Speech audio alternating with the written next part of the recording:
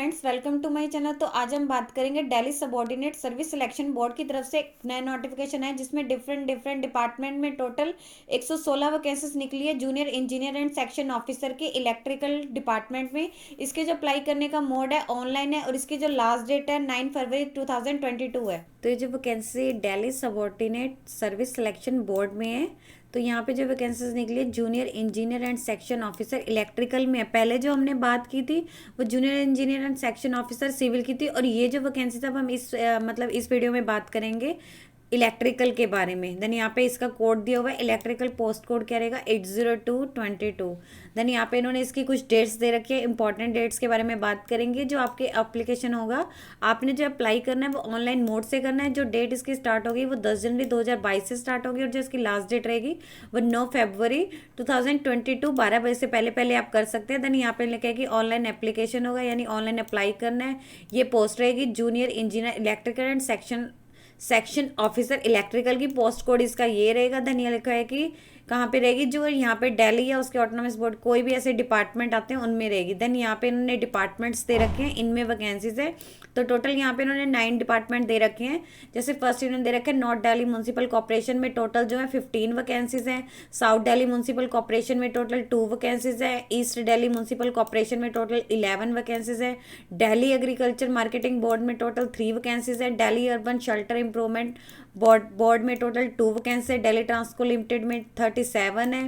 Then Delhi state industrial and infrastructure development corporation limited में total 8 vacancy है। New Delhi municipal council में total 37 and Delhi transport corporation में 1 है। यानी जो टोटल वैकेंसी है 116 है। 116 वैकेंसी। यहाँ पे इन्होंने कैटेगरी वाइज दे रखे हैं कि कौन कौन सी कैटेगरी में कितनी कितनी वैकेंसी। देन यहाँ पे डिपार्टमेंट वाइज दे रखा है, तो आप यहाँ पे जाके चेक कर सकते हैं। देन लिखा है कि आपको जब मतलब डीएसबी इसमें जो आपको रिक्वायरमेंट होगी उसमें जो आपके 2 एग्जामिनेशन होंगे, टायर 1 का एंड टायर 2 का होगा।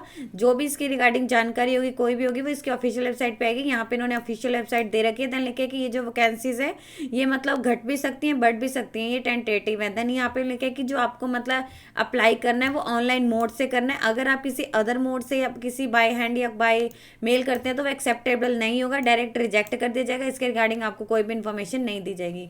देन यहाँ पे इन्होंने इसकी डिटेलिंग है कि कौन सी पोस्ट है, क्या आपकी ड्यूटीज रहेंगी, पोस्ट कोड क्या होगा, वहाँ पे नंबर ऑफ वैकेंसीज कितनी है, क्या एजुकेशनल क्वालिफिकेशन चाहिए, क्या असेंशियल है, क्या डिजायरेबल है, एंड क्या उसमें आपका एक्सपीरियंस है, असेंशियल है, डिजायरेबल होगा, पे स्किल क्या होगा, एज वगैरह, इसके बारे में बात की हुई है। डिपार्टमेंट वाइज बात कर रखी है। देन यहाँ पे इन्होंने फर्स्ट दिया हुआ है नॉर्थ दिल्ली म्यूनसिपल कॉर्पोरेशन में है। जैसे कि इन्होंने बताया फर्स्ट इसमें डिपार्टमेंट वैकेंसीज टोटल 15 है। यहाँ पे इन्होंने कैटेगरी वाइज दे रखी है। यहाँ इसकी ड्यूटी दे रखी है, क्या रहेगा, एरिया को मेंटेन करना, क्या जो जिसमें मतलब आता है यहाँ पे देख लेना आप। यहाँ पे इसके लिए असेंशियल क्वालिफिकेशन देखेंगे क्या रहेगी। इन्होंने लिखा है कि डिग्री होनी चाहिए या तो इलेक्ट्रिकल इंजीनियर में, देन या फिर आपका जो है डिप्लोमा होना चाहिए इलेक्ट्रिकल इंजीनियर में किसी भी रिकॉग्नाइज इंस्टीट्यूशन से, प्लस आपके पास 2 ईयर्स का प्रोफेशनल एक्सपीरियंस होना चाहिए एज इलेक्ट्रिकल इंजीनियर। जो यहाँ पे देख लेना आपने, अगर आपने डिग्री की है तो जस्ट डिग्री मतलब आपकी चल सके, आप तब अप्लाई कर सकते हैं। अगर आपने डिप्लोमा किया तो 2 ईयर्स का आपका प्रोफेशनल एक्सपीरियंस होना चाहिए। देन पे स्केल आपका रहेगा 9300 से लेकर 34,800 के बीच। ग्रेड पे आपका 4200 होगा। ग्रुप बी की वैकेंसीज है। एज जो इसमें मांगी है 18 से 27 साल तक के कैंडिडेट अप्लाई कर सकते हैं। देन जो यहाँ पे सेकंड डिपार्टमेंट है साउथ दिल्ली म्यूनसिपल कॉर्पोरेशन का है। इसमें टोटल 2 वैकेंसी है, एक अनरिजर्व कैटेगरी की है, एक ओबीसी की है। वर्क क्या रहेगा आपका, फील्ड ड्यूटी रहेगी। असेंशियल क्वालिफिकेशन उन्होंने मांगी है, डिग्री होनी चाहिए या तो इलेक्ट्रिकल इंजीनियरिंग में किसी भी रिकॉग्नाइज्ड यूनिवर्सिटी या उसके इक्विवेलेंट कोई भी स्टडी की होनी चाहिए, या फिर आपका डिप्लोमा आना चाहिए इलेक्ट्रिकल इंजीनियर में किसी भी रिकॉग्नाइज्ड इंस्टीट्यूट या इक्विवेलेंट, प्लस आपका 2 ईयर्स का एक्सपीरियंस होना चाहिए प्रोफेशनल का as electrical engineer. Pay scale आपका 9300 से लेकर 34,800 तक रहेगा। ग्रेड पे आपका 4200 होगा। ग्रुप बी की वैकेंसीज है। एज जो इसमें होनी चाहिए कैंडिडेट की अप्लाई कर रहे हैं 18 से 27 साल के बीच में होनी चाहिए। देन इन्होंने यहाँ पे कैटेगरीज भी दे रखी है, आप ऊपर देखेंगे तो ये पीडब्ल्यूडी कैटेगरी है, ये इनके लिए पोस्ट जो है सूटेबल है, सभी में सभी डिपार्टमेंट में दी हुई है। तो आप यहाँ पे जाके चेक कर सकते हैं, डिपार्टमेंट वाइज एंड में दिया होगा। देन जो थर्ड डिपार्टमेंट है ईस्ट दिल्ली म्यूनसिपल कॉर्पोरेशन का है। टोटल यहाँ पे 11 वैकेंसीज है। देन यहाँ पे लिखे क्या रहेगी उनकी duties, plan design and supervise manufacture, क्या installation testing operation and maintenance of various type of electric wiring का, मशीनरी का, इक्विपमेंट का। देन एसेंशियल क्वालिफिकेशन वही है, आपकी डिग्री होनी चाहिए इलेक्ट्रिकल में किसी रिकॉग्नाइज्ड यूनिवर्सिटी या इक्विवेलेंट कोई भी स्टडी, या फिर आपका एक डिग्री डिप्लोमा आना चाहिए इलेक्ट्रिकल इंजीनियर में, प्लस आपका 2 ईयर्स का एक्सपीरियंस होना चाहिए प्रोफेशनल का भी इलेक्ट्रिकल इंजीनियर का। पे स्केल आपका 9300 से लेकर 34,800 के बीच रहेगा। ग्रेड पे आपका 4200 होगा। ग्रुप बी की वैकेंसी से कैंडिडेट जो अप्लाई करेंगे 18 से 27 साल के बीच में उनकी एज होनी चाहिए। ये पोस्ट लिखा है इनके लिए सुटेबल है जो इस कैटेगरी में आते हैं। देन यहाँ पे फोर्थ डिपार्टमेंट है दिल्ली एग्रीकल्चर मार्केटिंग बोर्ड का। टोटल यहाँ पे 3 वैकेंसी है जो तीनों है अनरिजर्व कैटेगरी। वर्क आप करेगा ऑफिस एंड फील्ड ड्यूटी का। असेंशियल क्वालिफिकेशन लेंगे आप जो कैंडिडेट ने डिप्लोमा किया हुआ है इलेक्ट्रिकल इंजीनियर में किसी रिकॉग्नाइज्ड यूनिवर्सिटी या इंस्टीट्यूट या उसके इक्विवेलेंट कोई भी स्टडी की है वो अप्लाई कर सकते हैं। प्लस इन्होंने लिखा है कि एक्सपीरियंस इन्होंने मांगा हुआ है कि आपका जो 2 इयर्स का एक्सपीरियंस होना चाहिए इलेक्ट्रिकल इंस्टॉलेशन में या फिर मेंटेनेंस वर्क में होना चाहिए। देन पे स्केल आप करेगा 9300 से लेकर 34,800 के बीच। आपका जो ग्रेड पे होगा जीपी होगा वो 4200 होगा। ग्रुप सी की वैकेंसीज है। एज जो है कैंडिडेट जो है 18 से 27 साल के बीच के कैंडिडेट इसके लिए अप्लाई कर सकते हैं। देन जो फिफ्थ है Delhi urban shelter improvement board का है DUSIB का है। टोटल यहाँ पे 2 वैकेंसी है। एक अनरिजर्व कैटेगरी की है एक ओबीसी की है। यहाँ पे एसेंशियल क्वालिफिकेशन उन्होंने जो मांगी है या तो डिप्लोमा होना चाहिए आपका इलेक्ट्रिकल में या फिर मैकेनिकल इंजीनियरिंग में। देन यहाँ पे लिखा है कि प्लस आपका 2 इयर्स का एक्सपीरियंस होना चाहिए या आपने ग्रेजुएट की होनी चाहिए इलेक्ट्रिकल में या फिर मैकेनिकल इंजीनियरिंग में तो आप अप्लाई कर सकते हैं। एक्सपीरियंस इन्होंने वही है 2 इयर्स का एक्सपीरियंस मांगा हुआ है अगर आप डिप्लोमा होल्डर है। पे स्केल आपका वही रहेगा 9300 से लेकर 34,800 के बीच। 4200 आपका जीपी रहेगा। ग्रुप सी की वैकेंसीज है। कैंडिडेट की जो एज लिमिट दी गई है 18 से 27 साल के बीच में जो कैंडिडेट है वो अप्लाई कर सकते हैं। देन जो 6 डिपार्टमेंट है दिल्ली ट्रांसको लिमिटेड का। टोटल यहाँ पे 37 वैकेंसी यहाँ पे इन्होंने कैटेगरी वाइज दे रखी है। एजुकेशनल जो इन्होंने इसमें मांगी हुई है क्या क्वालिफिकेशन मांगी है मिनिमम जो है डिग्री या फिर डिप्लोमा होना चाहिए आपका इलेक्ट्रिकल इंजीनियर में किसी रिकॉग्नाइज्ड इंस्टीट्यूट से। पे स्केल आपका रहेगा 10,300 से लेकर 34,800 के बीच। ग्रेड पे आपका होगा 4600 रुपये। ग्रुप बी की वैकेंसी से एज लिमिट जो है 18 से 27 साल के बीच होनी चाहिए आपकी 27 साल के बीच में होनी चाहिए। 7 डिपार्टमेंट है Delhi state industrial and infrastructure development corporation limited का। टोटल यहाँ पे 8 वैकेंसीज हैं।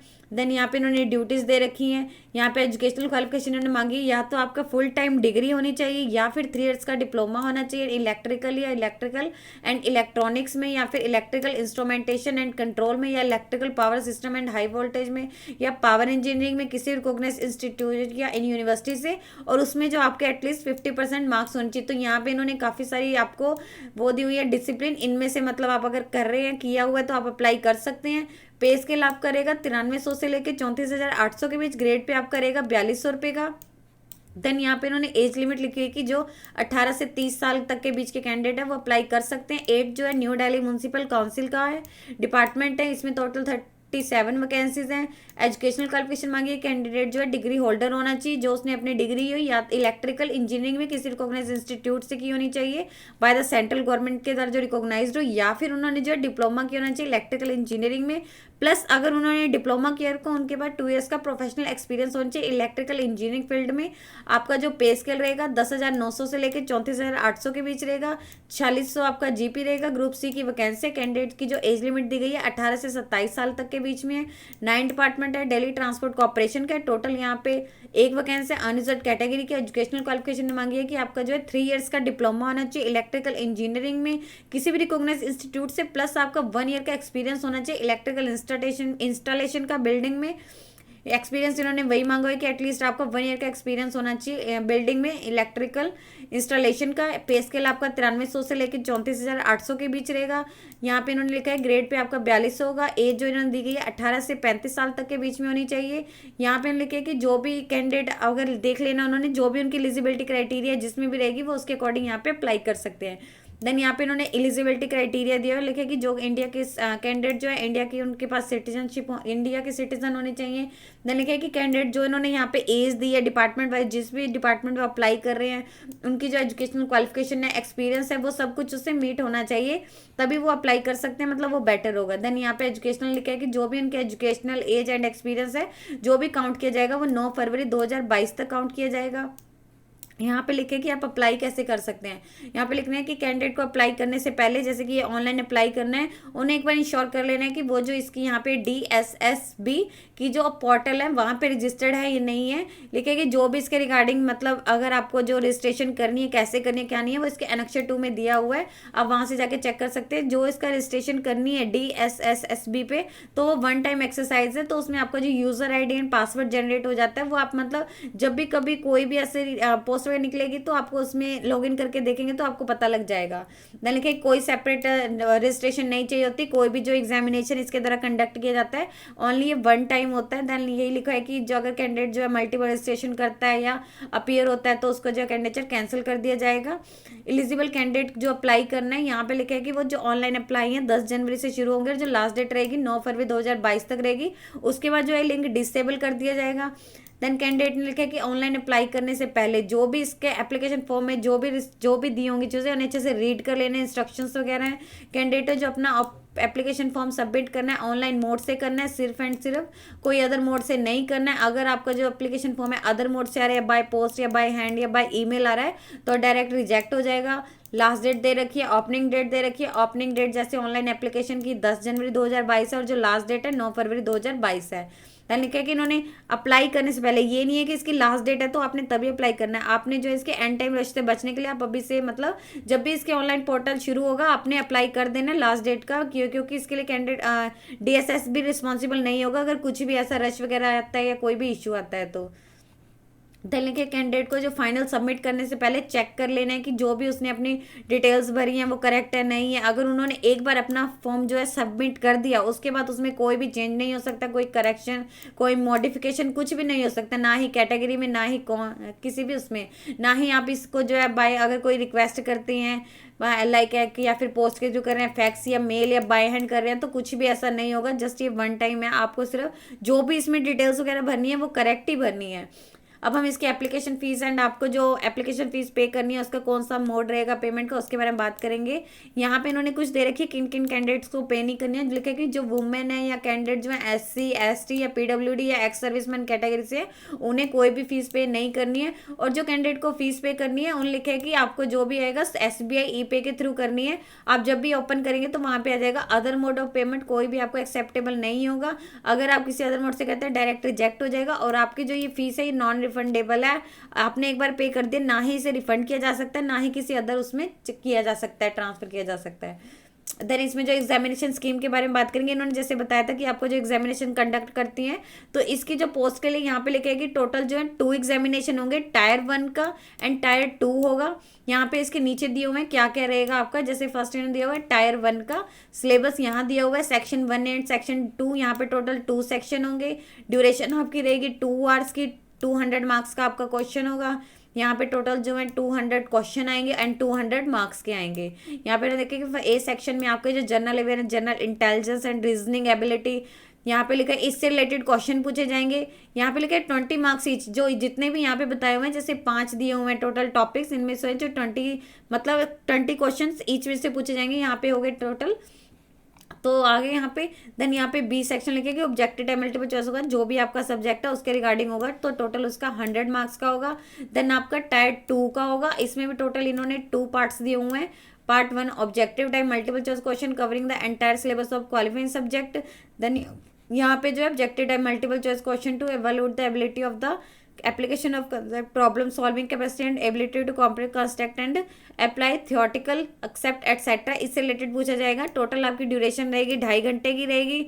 यहाँ पे लिखेगी आपसे जो है 150 क्वेश्चन पूछ जाएंगे, 200 मार्क्स के होंगे एंड 200 का टोटल आपका एग्जाम होगा। लिखेगी जो कैंडिडेट का एग्जामिनेशन होगा वो 2 लैंग्वेजेस में होगा, Hindi and English except the language. बाकी जो जैसे हिंदी से रिलेटेड है वो तो हिंदी में ही आएगा, या इंग्लिश से रिलेटेड है वो इंग्लिश में ही आएगा। बाकी आपका जो है 2 लैंग्वेजेस में होगा।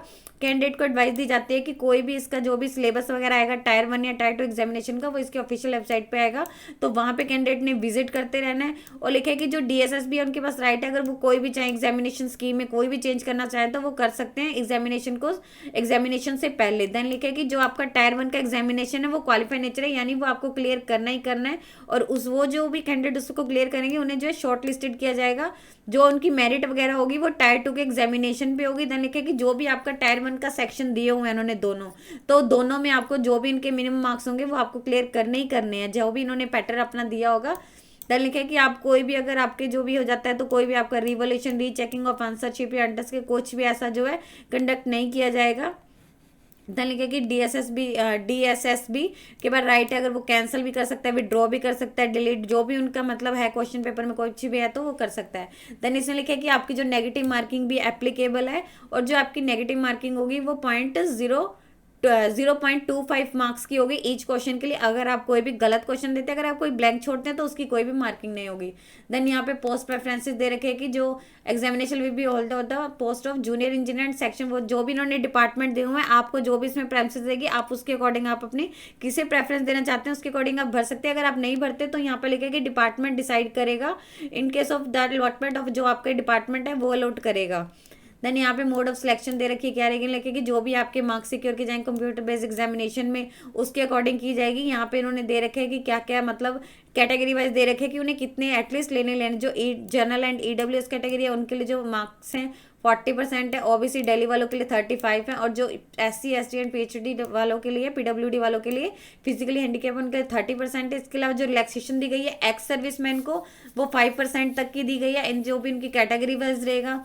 देन लिखे कि जो भी उनके पास राइट है अगर वो इसको जो भी इनका कट ऑफ मार्क्स है उसको बढ़ाना चाहिए तो वो बढ़ा भी सकता है। देन यहाँ पे लिखे कि अगर टाई वगैरह होता है तो क्या होगा। यहाँ पे उन्होंने रिजर्वेशन बेनिफिट दे रखे हैं, जो कैंडिडेट लिखे कि मतलब बेनिफिट्स पाना चाहते हैं SC ST OBC या EWS कैटेगरी के, तो उन्हें जो भी अपना रिगार्डिंग जो भी उनका NCT ऑफ दिल्ली के द्वारा इशू किया गया सर्टिफिकेट है वो उन्हें जमा करवाना होगा। क्योंकि इनके जैसे यहाँ पे उन्होंने लिखे कि only OBC Delhi candidate notified the जो भी इनके अकॉर्डिंग रहता है। यहाँ पे लिखे only 2 type of certificate will be accepted as valid certificate for the grant of benefit of reservation of to OBC। तो इन्होंने यहाँ से चेक कर लेना है जैसे कि उनका रहता है, उन्हें अपना अगर उन्होंने बेनिफिट चाहिए कैटेगरी का तो उन्हें अपना जो भी रेलिवेंट सर्टिफिकेट है वो इसके साथ अटैच करना होगा। यहाँ पे हम एज रिलैक्सेशन के बारे में बात करेंगे, जैसे ऊपर डिपार्टमेंट में थी कि हाँ जो भी एज रिलैक्सेशन रहती है दिल्ली गवर्नमेंट के अकॉर्डिंग वही रहेगी। यहाँ पे उन्होंने जैसे बताया हुआ SC ST वालों को 5 ईयर्स की है, OBC वालों को 3 ईयर्स की है, PWD जो जनरल कैटेगरी अनसर्ड में उनको 10 ईयर्स की है, जो अगर वो SC ST में आते हैं 15 ईयर्स की है। देन PWD OBC वाले 13 ईयर्स की है। देन यहाँ पे आपने चेक कर लेना, यहाँ पे इन्होंने दिया है मेरिट स्पोर्ट्स पर्सन को है अप टू 5 ईयर्स की, अगर वो SC ST से हैं तो 10 ईयर्स की है। यहाँ पे मिलिट्री विडो वुमेन को क्या है तो आपने एक बार देख लेना है। जो यहाँ पे इन्होंने दिया है कि ग्रुप B पोस्ट के लिए दिया हुआ है कि ग्रुप C के लिए, यहाँ पे इन्होंने डिपार्टमेंटल कैंडिडेट के लिए अलग अलग दिए हैं, तो आपने यहाँ पे चेक कर लेना जैसे विडो एंड अगर वो ग्रुप C के लिए कर रहे हैं तो अप टू 35 तक की उनकी एज होनी चाहिए, अगर वो 40 ईयर्स तक की। तो आपने यहाँ पे चेक कर लेना, यहाँ पे भी उन्होंने अलग अलग दिए हुए हैं, आगे उन्होंने पार्टीशन किए हुए हैं। देन लिखा है कि आपका जो भी मतलब अगर आप पर्सन विद डिसेबिलिटी तो आपको उनका भी सर्टिफिकेट जमा करवाना होगा। देन यहाँ पे इन्होंने कुछ इंपॉर्टेंट इंस्ट्रक्शंस दे रखी हैं कैंडिडेट को, वही दिया कि आपको जो भी इसका मतलब अप्लाई करने से पहले जो इसमें एक बार चेक कर लेना है कि एलिजिबिलिटी क्राइटेरिया से आप मैच करते हैं नहीं करते हैं। मस्ट को रिक्वायरमेंट जो भी इनके एजुकेशनल क्वालिफिकेशन है या एज है या एक्सपीरियंस है कि आप उन्हें सेटिस्फाइड करते हैं नहीं है, आप इस पोस्ट के एलिजिबल है नहीं है। देन जो भी आपको कॉपी है इसकी सपोर्टिंग डॉक्यूमेंट की है वो आपको इसके साथ मतलब अप्लाई वगैरह जो भी इनका रहेगा उसमें आपको अटैच करनी होगी। देन एजुकेशनल जो क्वालिफिकेशन आपकी काउंट की जाएगी 9 फरवरी 2022 तक काउंट की जाएगी। देन अगर आप बेनिफिट पाना चाहते हैं SC ST OBC AWS and ex serviceman category का तो आपको जो उसका रेलिवेंट सर्टिफिकेट है जो भी इनका प्रिस्क्राइब फॉर्मेट है उसमें जमा कराना होगा। और जो डॉक्यूमेंट रहते हैं वो उनके मतलब कुछ डॉक्यूमेंट ऐसे रहते हैं जैसे EWS कैटेगरी का होता है, इकोनॉमिक वीकर सेक्शन का होता है, तो इनका इनकम एंड असेट सर्टिफिकेट होता है, तो वो इन्हें करंट ईयर का डिपॉजिट करवाना होता है। तो वो उन्होंने चेक कर लेने कि उनका मतलब कैसे डॉक्यूमेंट रहते हैं वो उन्हें अपने वही जमा करवाने होंगे। देन लिखा हुआ है कि ऑन द प्रोविजनल अगर कैंडिडेट अपना एप्लीकेशन है वो जस्ट उनका प्रोविजनल होगा, ऐसा नहीं है कि उन्होंने एक बार सबमिट कर दिया उनकी सिलेक्शन, उन्हें जो अपने इनका मतलब पूरा का पूरा प्रोसीजर होगा वो उन्हें करना होगा, एग्जाम वगैरह होंगे। देन उन्हें जो किया जाएगा देन लिखे कैंडिडेट को अपनी जो फोटोग्राफ वगैरह अपलोड करनी है वो क्लियर करनी है। एप्लीकेशन अगर उनमें फ्लर आ रही है सिग्नेचर है तो रिजेक्ट हो जाएगा अगर उन्होंने सिग्नेचर नहीं किया उसमें। देन ये वही दिया हुआ है कि हाँ ऑनलाइन पोर्टल के द्वारा ही करना है, उन्होंने जो भी दिया हुआ है कैंडिडेट ने अपनी जो ईमेल वगैरह भरनी है, करेक्ट एक्टिव ईमेल एड्रेस भरनी है, मोबाइल नंबर भरने ताकि जो भी कम्युनिकेशन होगा वो उनकी ऑफिशियल वेबसाइट पे उनका जो भी होगा वो थ्रू ईमेल या SMS के थ्रू ही आएगा। देन ये भी यही है कि कैंडिडेट जो भी अगर DSS भी चाहे तो रिजेक्ट कर एडवर्टीजमेंट को कैंसिल कर सकते हैं, मॉडिफाई कर सकते हैं। जो आपका एग्जामिनेशन होगा वो दिल्ली में होगा और उनके पास राइट है जो भी मतलब DSS ऑल ओवर द हम कहना चाहेंगे कि Delhi subordinate service selection board की अथॉरिटी है कि उसमें कुछ भी चेंजेस करना चाहे वो कर सकता है, उनके ऊपर डिपेंड है वो एग्जामिनेशन कब कंडक्ट करें या किसे रिजेक्ट करें, उसका मतलब वही इन्होंने दिया है कि जो भी ओवरऑल रहेगा उनका डिसीजन रहेगा। देन यहाँ पे इन्होंने एब्रीविएशन दे रखे हैं, आप अगर नहीं ऊपर समझ पा रहे हैं कि क्या किसके लिए होता है यहाँ पे आप देख सकते हैं। देन अगर आपने एग्जामिनेशन में कोई कैलकुलेटर लैपटॉप पाम टॉप या कुछ भी ऐसा यूज़ नहीं करना है, अगर ऐसा कुछ भी उन्हें मिलता है तो उन्हें सीधा जो है वहाँ से एग्जामिनेशन से बाहर कर दिया जाएगा। यहाँ पे इन्होंने ड्रेस कोड लिखा है कि light clothes with half sleeves. आपने जो है उस पर बड़े बटन नहीं होने चाहिए, ब्रॉचेज नहीं होने चाहिए, कोई बैच चीज या कोई फ्लावर्स नहीं होने चाहिए, और ना with salwar and trouser. Other next इन्होंने दिया कि आपने शूज नहीं पहने, जस्ट आपने स्लीपर एंड सैंडल्स पहनने हैं, वो भी लो हिल्स के साथ। देन अगर आपको लिखे कि कोई भी अगर इशू आ रहा है, जैसे इन्होंने अपना नोटिफिकेशन एडवर्टीजमेंट है, इन्फॉर्मेशन है, इंग्लिश, हिंदू, उर्दू एंड पंजाबी में है, तो इन्होंने लिखा कि जो इंग्लिश वर्जन है उसे जो है सब फाइनल ट्रीट किया जाएगा। यहाँ पे लिखे कि अगर कुछ भी आपको लगता है यहाँ पे एग्जामिनेशन में कुछ आप ऐसा ट्रीट कर रहे हैं, उसके रिगार्डिंग यहाँ पे दी हुई है। बोर्ड का डिसीजन दिया हुआ है कि फाइनल होगा, कुछ भी ऐसा कुछ भी इशू होता है तो वो मैंने आपको पहले ही बताया था कि कुछ भी अगर ऐसा होगा वो ऑल ओवर उन पे ही डिपेंड करता है कि वो क्या एलिजिबिलिटी क्राइटेरिया, अगर वो चेंज करना चाहें चेंज कर सकते हैं, क्या वो किस कैंडिडेट को जो एप्लीकेशन एक्सेप्ट करेंगे, रिजेक्ट करेंगे, या पेनल्टी फॉर फार, या mode of application, conduct of examination, allotment, सब कुछ जो है इनके द्वारा ही होगा। देन यहाँ पे इन्होंने कुछ ऐसे फॉर्मेट दिए वो आप चेक कर सकते हैं अगर आपको चाहिए। जैसे वन टाइम रजिस्ट्रेशन यहाँ पे लिखा हुआ है, इन्होंने कहा था नक्शे 2 में है, तो आप यहाँ पे चेक कर सकते हैं, इस पोर्टल से करनी है, वहाँ पे आपको न्यू रजिस्ट्रेशन में करना होगा, ऑल ओवर जो है इसका कंप्लीट कर 30 मिनट्स के अंदर आपको कंप्लीट करना होगा।